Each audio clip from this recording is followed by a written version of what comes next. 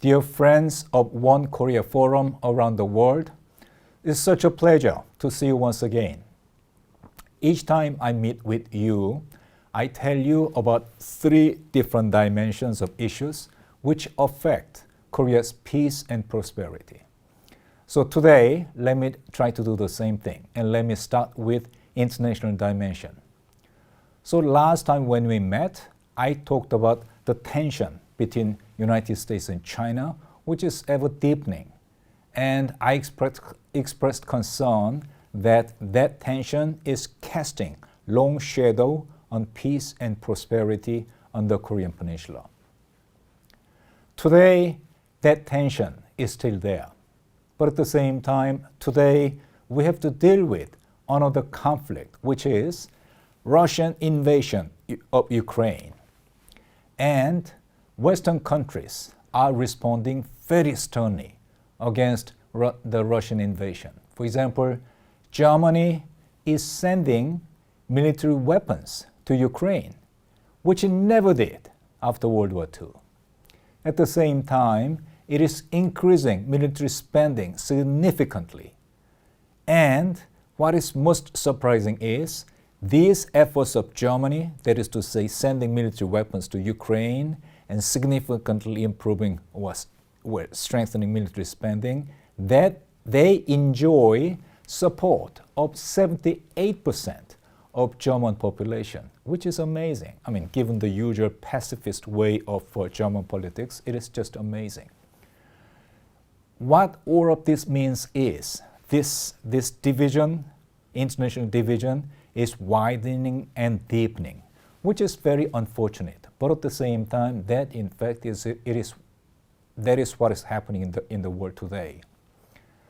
So the question is, how do we respond? How Korea as a nation, we should respond to that?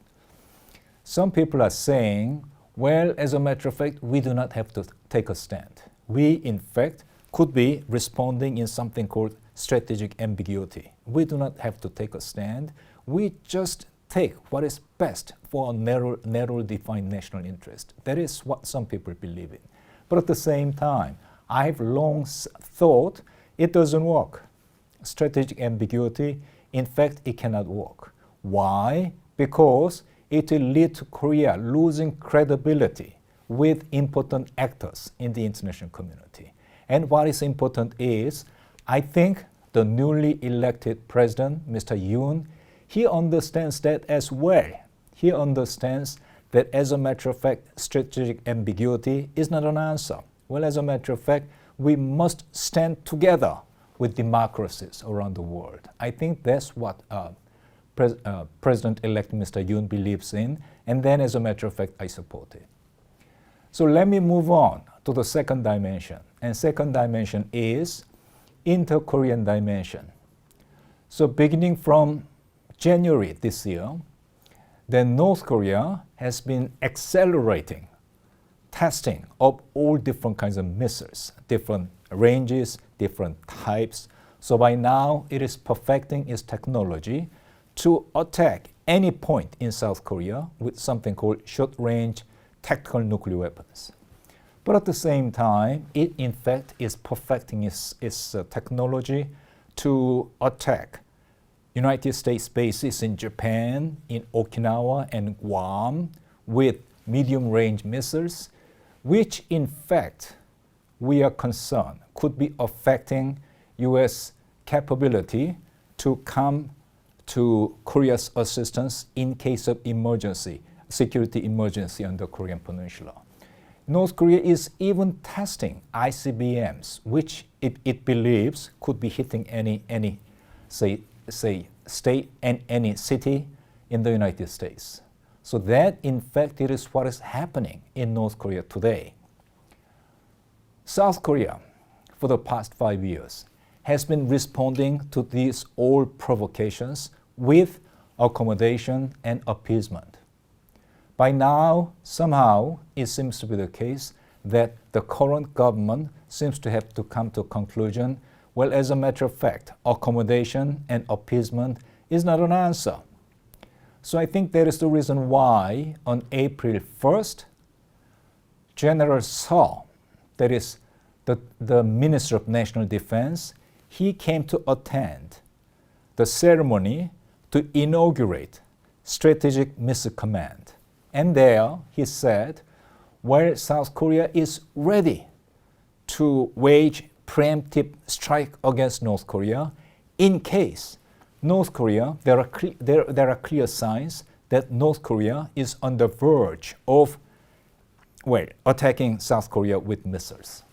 That's a statement that General Seo made on April 1st. North Korea responded immediately.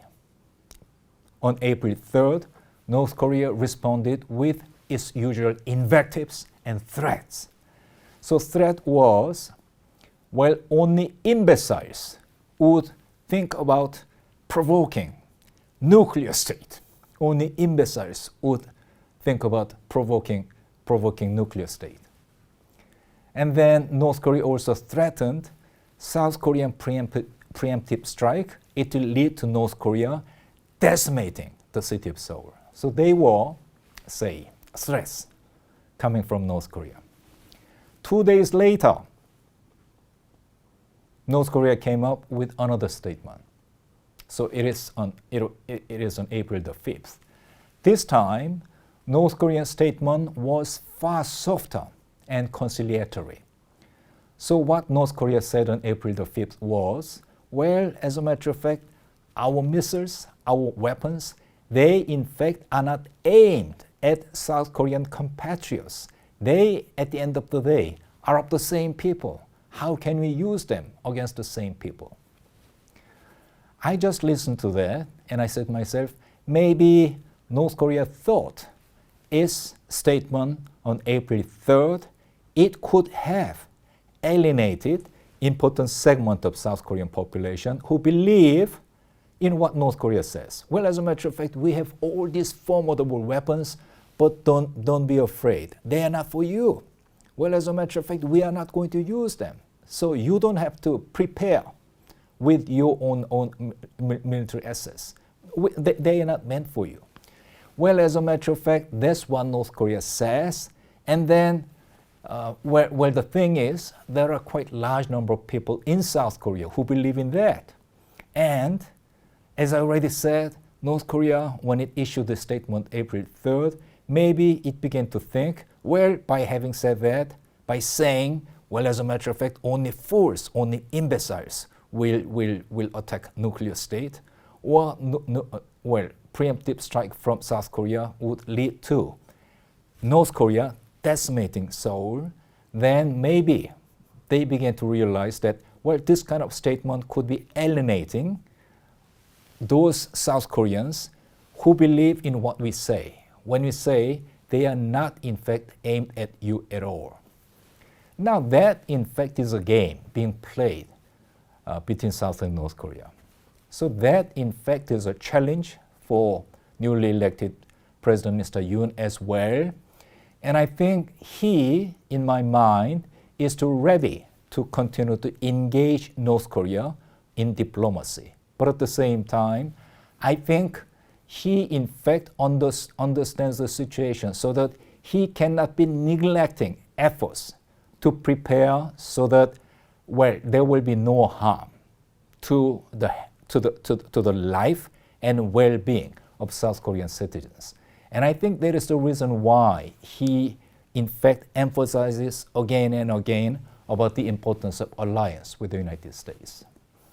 So having said that, let me move on to my third and last dimension, which is domestic politics in South Korea. In South Korea, as already said, there are a large number of people who in fact are ready to believe any of those conciliatory, say, statements being made by North Korea. So during the presidential campaign, then certain group of people were suggesting that, well, these are very important developments taking place in the international community today, and these are, in fact, very serious developments taking place in North Korea. But in fact, there have been certain groups in South Korea who, in fact, try to reduce all these developments into a kind of very simplistic, binary formula. And that binary formula is, are you for peace or are you for war? Well, that in fact is a formula by which they in fact were suggesting, well, if anybody tries to suggest, well, look at all those highly threatening developments in the international community. Look at those, say, nuclear weapons and missiles being developed in North Korea. We must, in fact, brace ourselves against those developments. Well, those group of people, in fact, they were saying, well, are you for war? And then they, in fact, were criticizing it as warmongering. And that, in fact, was what we often heard during the presidential campaign. But I have to tell you, very unfortunately, it was not only during the presidential campaign. We, in fact, continue to hear the same argument being advanced in Korea even today. So, as I already told you, well, I whenever I have an opportunity to speak with you, I talk about these three different dimensions: international dimension, inter-Korean dimension, and Korean domestic politics. And in my view, well, we have a newly elected president, Mr. Yoon, and he has to deal with these developments at the international level, at the inter-Korean level. And then I know that he, in fact, would be, well, in a sense, approaching them on a very principled position. But at the same time, I think one factor he has to take into consideration is this, domestic political developments, which in fact could be seriously hinder his efforts to deal with all these developments taking place in the international politics as well as in inter-Korean relationship. So these are three dimensions of issues I wanted to share with you. But at the same time, the reason why I'm so glad to meet with you once again is because you, in fact, are enlightened group of citizens around the world. And then, with your understanding of what is happening in the world, what is happening on the Korean Peninsula, and what is happening within Korean political system, I think your enlightened understanding and your efforts will definitely lead to improving the conditions for peace and prosperity on the Korean Peninsula as well as around the whole world. So thank you once again, and I very much look forward to having another opportunity to meet with you. And then today we are meeting online, and then we have been doing it for the past 2 years. But I very much hope that soon enough we'll be able to meet with each other in person. So until then, God bless you and thank you so much.